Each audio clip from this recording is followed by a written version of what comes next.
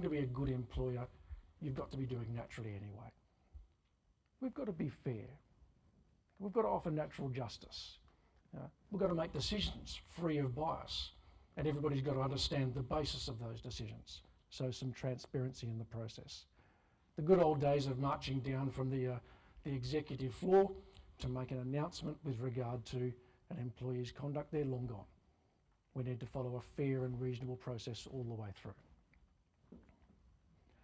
And then sitting right at the bottom of that is policy and procedure. And these are really your safety nets, all three of these. These three elements, if we've got these in place, then we can have tough conversations that are safe as well. Tough conversations that aren't going to come back to bite us in the bum.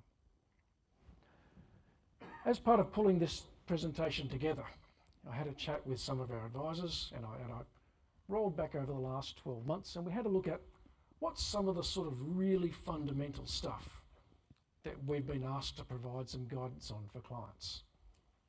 Some of these you might recognise. Oh, excuse me there. Oh, I did forget one. My apologies. Our values. When all else fails, you've got values. Do you understand what that means? Who's had an employee that skates on thin ice the whole time, but never does anything sufficiently incorrect to be able to say, that's it? They're always bumping up against the threshold, but they never quite get over it. That's where our values come in. That's where we sit down and have that tough conversation about, you actually haven't crossed the threshold on this occasion, and this occasion, and this occasion, and this occasion, but the sum of those actions are inconsistent with the values of this organisation. And if we can't resolve that, then this relationship is going to come to an end. And we can make a good case for that. A difficult case, but a good case nonetheless. Chronic lateness, fairly common one. So this is what we would like to happen.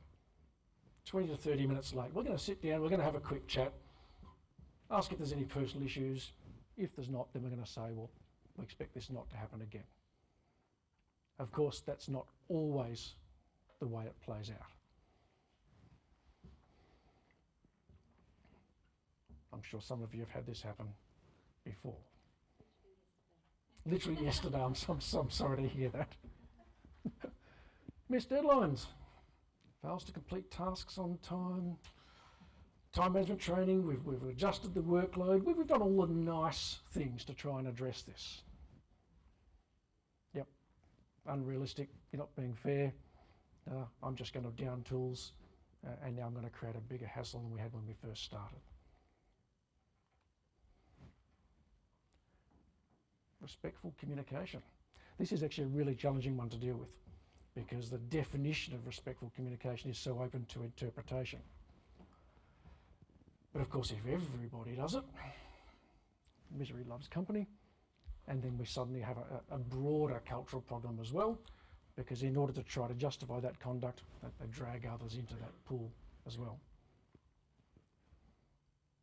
Bullying, now of course an offence, so we need to treat this one particularly carefully. Now, who's had a bullying matter to deal with in the last 12 months? Who else is not putting their hand up and not quite brave enough to? Okay. We only had a smattering of hands, but these are increasingly common complaints that we're seeing at the moment. And dealing with them is extremely difficult, fraught with risk. And it's extremely easy as an organisation to turn your bully into the victim, at least in terms of how that complaint then unfolds. Is anybody ready to go back and get rid of all their staff just yet? Okay. I'm not trying to be the harbinger of doom. I've got 150 odd people up in one of our sites. They're wonderful people. We have very, very few problems. But at some point in time, all of us encounter a variation of these issues. Monday morning sickness. And I don't mean morning sickness in the pregnancy sense. I mean there just can't be stuff coming to work sense. Medical certificate produced, and now I've got a complaint of harassment as well. Yeah, Does the complaint go anywhere? It actually doesn't matter that much, because in dealing with the complaint, you're going to burn time, you're going to distract, you're going to have to create all the documentation, and then you're left with a disgruntled employee at the back of it as well, who's then going out and complaining to colleagues. So creating that further degree of discontent. PPE, personal protective equipment. Uncomfortable, slows me down. Why do we have to wear this stuff? You're not being reasonable. Why would I want to be carrying heavy things and have a safety helmet on? But nonetheless, we see a lot of this coming through. Not so much in the mining industry, that they're all over this now, they're right on top of it, but some of the construction trades are still absolutely rampant. Excessive personal social media. So this is one of those double down ones, where started as a pretty minor issue. You've had a conversation about, hey, you're spending a bit too much time on your phone or on Facebook or on Instagram or whatever. And then the employee goes back and deletes all their browser history and things like that. And what do you do then? Now, we started with a distraction issue. And literally in the space of a conversation and a walk back to the desk, now we've turned it into concealment and a lack of integrity. How do you trust going forward? What else is perhaps being concealed now that we should have been worried about?